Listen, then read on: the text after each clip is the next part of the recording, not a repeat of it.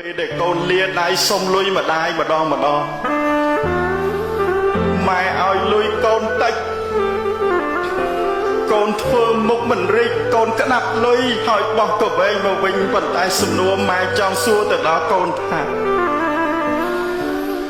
តើតម្រាំបានលុយ100ប៉ុណ្ណេះមកឲ្យកូនថាតើម៉ែនឹងពុកតស៊ូប្រឹងប្រែងយ៉ាងដូចម្ដេចដើម្បីកូនទាំងឡាយ